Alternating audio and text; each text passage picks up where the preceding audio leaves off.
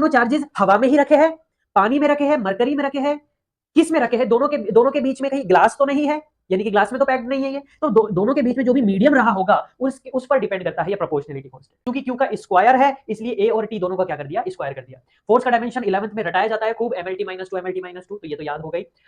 और लेंथ का जो स्क्वायर है और लेंथ का जो डायमेंशन है वो तो आपको पता ही है, एल ही लिखते हैं, इसलिए एल का स्क्वायर। इस चीज को जब अपन सोल्व करेंगे तो ये आ जाएगा कि हेलो माय डियर फ्रेंड्स, तो कैसे हैं आप लोग? उम्मीद करता हूँ बहुत ही स्वस्थ होंगे, मस्त होंगे, अपनी लाइफ में जबरदस्त होंगे। तो चलिए शुरू करते हैं आज का लेक्चर नंबर है 13 और बढ़ते बढ़ते हम इस चैप्टर की सीरीज फिर बढ़ते बढ़ते जो है कुलाम्स लॉ तक आप पहुंचे हैं। ठीक है, वेक्टर का पार्ट स्टार्ट हो चुका है इस चैप्टर का। बेसिक अंडरस्टैंडिंग ऑफ वेक्टर्स मैंने आपको लास्ट 2 लेक्चर्स में पढ़ा दिया है, जरूर देखकर आना, क्योंकि अब यहाँ पर ये जो फोर्सेस की बात की जाएगी, आगे चल के इलेक्ट्रिक फील्ड्स की बात की जाएगी, उसमें जो है वेक्टर की अंडरस्टैंडिंग होनी जरूरी है। ठीक है, तो मैं आपको जो है यहाँ पर लिंक दे दूंगा, तो आपको आई बटन पर, तो आपको जो है ये वाला lecture basic understanding of vectors आपको जरूर देखकर आने हैं। खैर, आगे बढ़ते हैं और कुलाम्स लॉ पर जंप करते हैं। तो क्या कहता है Coulomb's law? According to this law the force of attraction और repulsion between 2 point charges is directly proportional to the product of magnitude of charges. क्या क्या कह रहा है ये? किस किस के डायरेक्टली प्रोपोर्शनल होता है? To the product of magnitude of charges and, और इनवर्सली प्रोपोर्शनल होता है किसके? स्क्वायर ऑफ द डिस्टेंस के। किस किस के डायरेक्टली प्रोपोर्शनल होता है? मैग्नीट्यूड ऑफ चार्जेस के। देखो यहां पर लिखा है ना, मैग्नीट्यूड ऑफ चार्जेस। पहली बात तो ये है कि ये पॉइंट चार्जेस, हालांकि वो फैक्ट्स में आगे मैं लिखवा भी दूंगा आपको, कि दो चार्जेस के बीच में इंटरेक्शन को बताता है। दो चार्जेस है, मैंने आपको ये बताया था कि दो पॉजिटिव चार्जेस हो चाहे दो नेगेटिव चार्जेस हो, लाइक चार्जेस हो या अनलाइक चार्जेस हो। लाइक चार्जेस होंगे तो वो क्या करेंगे? लाइक चार्जेस होंगे तो वो रिपल्शन करेंगे, अनलाइक चार्जेस होंगे तो वो अट्रैक्शन करेंगे। ये आपको पता है, दोनों तरीके के चार्जेस के बीच के इंटरेक्शंस मैंने आपको बताए थे। तो उनके बीच के इंटरेक्शंस को, दोनों प्रकार के चार्जेस के बीच के इंटरेक्शंस को, उनके बीच के गुलू गुलू को, ये जो है फोर्स, उनके बीच में लगने वाले जो फोर्स है वो ये कुलाम्स लॉ डिफाइन करता है कि किस प्रकार का लगता है, किस प्रकार से फाइंड कर सकते हैं दोनों के बीच में लगने वाले इंटरेक्शन फोर्स को। ठीक है, तो किस प्रकार से कर सकते हैं कि साहब, अगर अपने पास दो पॉइंट चार्जेस है Q1 और Q2, दो चार्जेस है। अब वो हो सकता है दोनों पॉजिटिव हो, दोनों नेगेटिव हो, एक पॉजिटिव हो एक नेगेटिव हो, ऐसे भी हो सकता, कुछ भी केस हो सकता है। दो पॉइंट चार्जेस है और वो दोनों किसी दूरी पर रखे हैं। जैसे मान लो ये है चार्ज Q1 और ये है चार्ज Q2, और ये दोनों के बीच की दूरी कुछ r है। दोनों ही चार्जेस किसी r दूरी पर रखे हैं, तो आपस में दोनों के बीच की दूरी कितनी है? r है। तो कुलाम्स लॉ के अकॉर्डिंग ये फोर्स बनता है। क्या कहता है कि फोर्स ऑफ अट्रैक्शन रिपल्शन जो होगा वो क्या होगा? डायरेक्टली प्रोपोर्शनल होगा प्रोडक्ट ऑफ चार्जेस के। डायरेक्टली प्रोपोर्शनल है, ये प्रोपोर्शनलिटी डायरेक्ट है किसके? Product of charges. दोनों चार्जेस के बीच का जो प्रोडक्ट होगा, Q1 मल्टीप्लाई बाय Q2 है यहाँ पर, ये दोनों चार्जेस का मैग्नीट्यूड मल्टीप्लाई हो रहा है। तो दोनों चार्जेस के मैग्नीट्यूड ऑफ चार्जेस के प्रोडक्ट के, ये प्रोडक्ट हो रहा है। और इनवर्सली प्रोपोर्शनल होगा square of the distance between them के। दोनों के बीच की जो दूरी है ना r, उसका स्क्वायर करेंगे पहले, r का स्क्वायर करेंगे पहले, और उसका इनवर्सली प्रोपोर्शनल होगा। ठीक है, तो एक तो r का स्क्वायर करा और इनवर्सली प्रोपोर्शनल किया। तो एक तो डायरेक्टली प्रोपोर्शनल है मैग्नीट्यूड ऑफ चार्जेस के, और इनवर्सली प्रोपोर्शनल है square of the distance between them के। तो इन दोनों को जब अपन कंबाइन करेंगे, इक्वेशन नंबर फर्स्ट और इक्वेशन नंबर सेकंड को जब कंबाइन करेंगे, तो दिस इंप्लाइज दोनों को कि डायरेक्टली प्रोपोर्शनलिटी यानी न्यूमरेटर में तो आ जाएगा Q1 Q2, और इनवर्सली प्रोपोर्शनल यानी कि डिनोमिनेटर में आ जाएगा r स्क्वायर। ये प्रोपोर्शनलिटी का यहाँ पर साइन आपको देखने को मिल रहा है। ठीक है सर, अच्छा। अब अपन क्या करते हैं हर बार की जैसे कि अपन 9th 10th से करते आ रहे, प्रोपोर्शनलिटी साइन हटाते हैं एट द एंड। तो जैसे ही अपन ने प्रोपोर्शनलिटी साइन हटाया यहाँ पर, तो एक कांस्टेंट इस्तेमाल होता है जिसको अपन क्या बोलते हैं? प्रोपोर्शनलिटी कांस्टेंट बोलते हैं।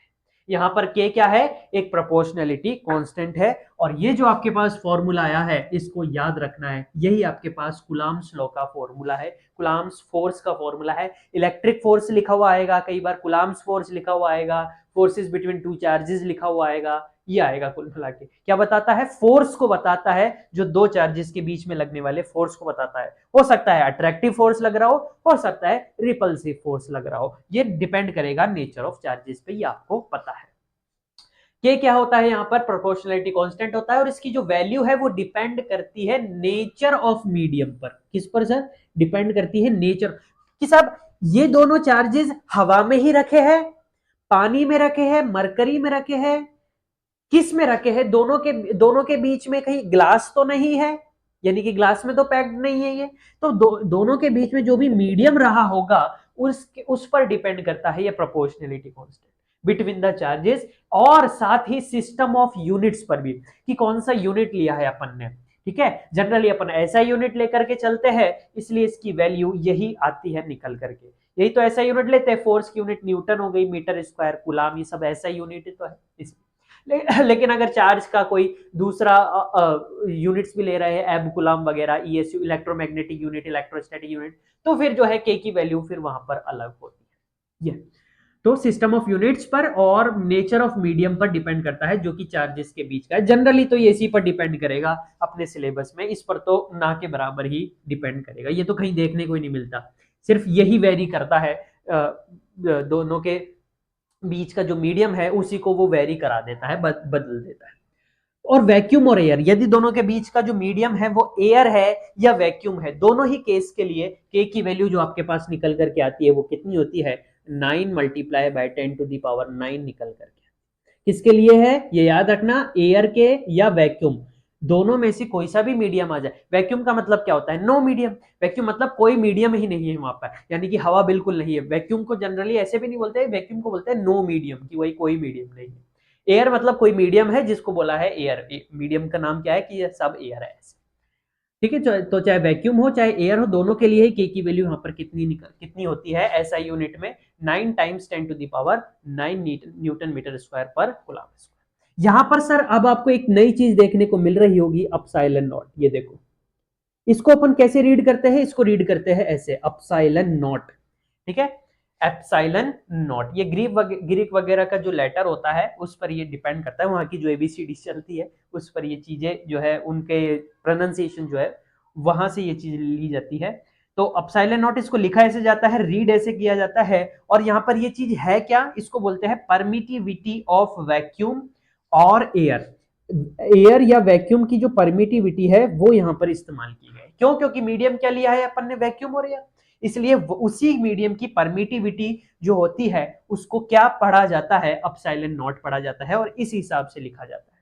और वैक्यूम और एयर की जो परमिटिविटी होती है, बल्कि इसमें एक वर्ड और ऐड करना चाहिए जिसको बोलते हैं इलेक्ट्रिक परमिटिविटी। वो ना भी लिखो तो चल जाता है, परमिटिविटी भी चल जाता है, क्योंकि आगे चल के आपके पास मैग्नेटिक परमिटिविटी, हालांकि वहां पे परमिएबिलिटी कह देते हैं उसको, इसलिए यहाँ पर जो है इलेक्ट्रिक लिखने की आवश्यकता नहीं होती। लेकिन आप जो है जैसे जैसे चैप्टर 8 तक बढ़ेंगे, ईएमडब्ल्यू, इलेक्ट्रोमैग्नेटिक वेव, जहां पर वो दोनों ही यूज होगी, तो आपको ये वर्ड भले ही देखने को मिल सकता है आगे चल के, इलेक्ट्रिक परमिटिविटी, मैग्नेटिक परमिटिविटी, ये सब। ठीक, खैर कोई नहीं, परमिटिविटी ऑफ वैक्यूम आपको सिर्फ इतना ही याद रखना है, और एयर, और इसकी जो वैल्यू होती है वो क्या होती है sir? Epsilon naught equals to होता है इतना, 8.854 टाइम्स 10⁻⁻12 कूलम स्क्वायर पर न्यूटन। ठीक है, एप्सिलॉन नॉट क्या है सर? परमिटिविटी ऑफ वैक्यूम या एयर, याद रखना है क्या है? परमिटिविटी ऑफ वैक्यूम या एयर, इसको बोलते हैं अपसाइलन नॉट। ठीक है, और इसकी जो वैल्यू होती है वो ये होती है। ये याद हो ना हो, लेकिन एक तो ये फॉर्मूला याद होना चाहिए, और ये जरूर याद होना, क्योंकि न्यूमेरिकल्स में ये ज्यादा काम में आती है, ये डायरेक्टली लग जाता है, क्योंकि ये जो वैल्यू है ये यहां पर रखी और फिर सोल्व किया, तभी तो ये के की वैल्यू निकल करके आई।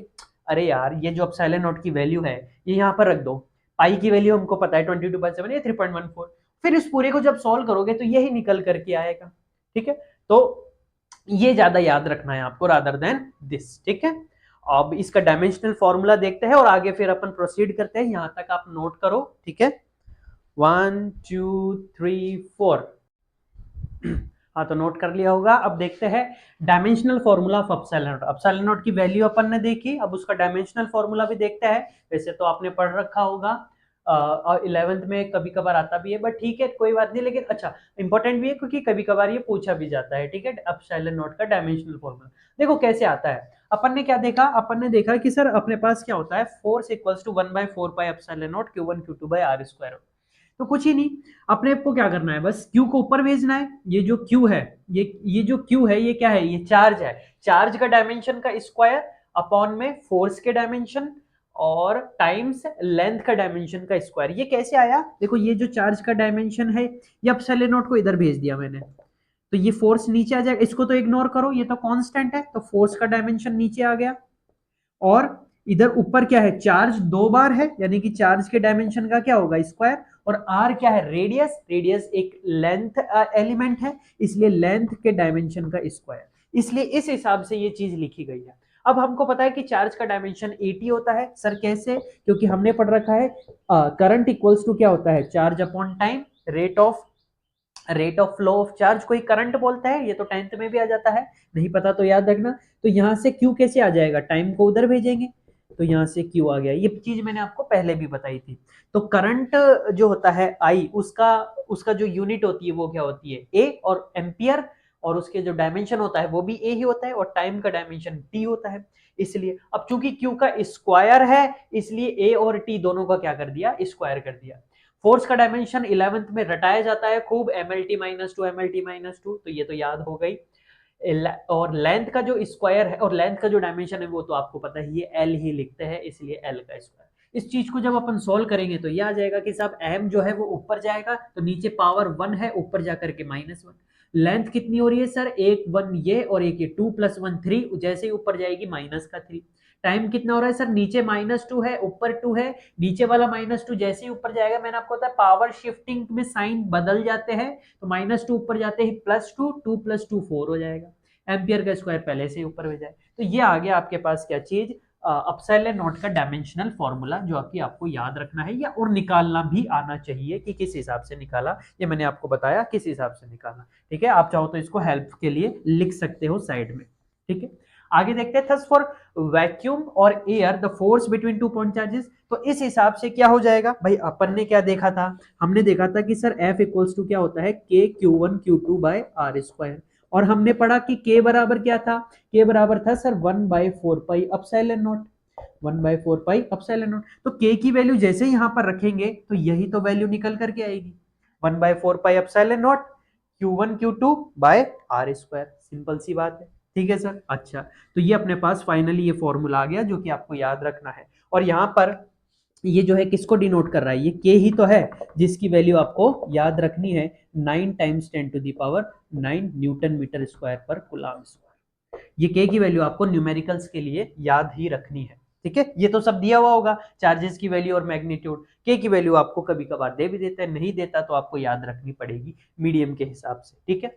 वैसे तो जनरली ये होता है, इसलिए ये वाला ज्यादा इस्तेमाल होता है। खैर, फिर अगर ये तो सब किसके लिए था, ये सब था अपने पास, कहां गया वो, ये रहा।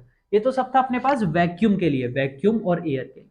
लेकिन अगर अपने पास एक ऐसा मीडियम हो जो कि अदर देन वैक्यूम हो, या एयर नहीं हो, वैक्यूम नहीं हो, कुछ और हो, जैसे कि अभी मैंने बताया पानी हो सकता है, मरकरी है, कुछ भी हो अलग, तो उसके लिए force between two point charges कैसे लिखा जाता है, उसके लिए इस हिसाब से लिखा जाता है, एफ मीडियम इक्वल्स टू ये।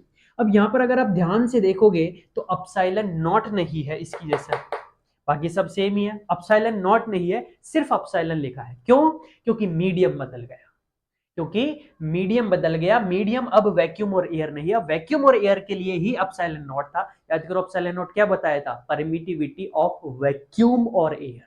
यहां पर वैक्यूम और एयर तो है ही नहीं, कोई दूसरा रहा होगा, तो उसकी परमिटिविटी रखेंगे, फिर उसकी परमिटिविटी रखेंगे। वैक्यूम और एयर की परमिटिविटी तो एप्सिलॉन नॉट होती है, जो कि इसलिए एप्सिलॉन नॉट रखी। लेकिन अगर कोई दूसरा मीडियम है तो जो भी उसकी परमिटिविटी होगी वो फिर अपन को यहां पर रखनी। अब ऐसे हर मीडियम की परमिटिविटी अपन को याद नहीं रहती, इसलिए अपन एक रिलेटिव परमिटिविटी पढ़ते हैं। यहाँ पर एप्सिलॉन क्या है, एब्सोल्यूट परमिटिविटी ऑफ मीडियम, यानी कि उस मीडियम की जो भी एब्सोल्यूट परमिटिविटी या परमिटिविटी रही होगी। तो अब अपन ऐसे हर मीडियम की परमिटिविटी नहीं याद रखते, इसकी बजाय अपन क्या करते हैं, एक रिलेटिव परमिटिविटी याद रखते हैं। क्या याद रखते हैं सर, एक रिलेटिव परमिटिविटी। और इसी को क्या बोल दिया जाता है, इसी को अपने पास डाई इलेक्ट्रिक कांस्टेंट बोल दिया जाता है। क्या बोल लिया जाता है सर? Die electric constant. और इसकी जानकारी आपको नेक्स्ट लेक्चर में मिलेगी, जो कि होगा अपने पास लेक्चर नंबर 14। ठीक है, ये तो 13 है, 13 14 में मिलेगी। ठीक है, बस यही था आज का लेक्चर। अब इसको नोट करो, आगे की जानकारी अपन ठीक नेक्स्ट लेक्चर में लेते हैं। तब तक के लिए स्वस्थ रहिए, मस्त रहिए, पढ़ाई में व्यस्त रहिए। All the very best.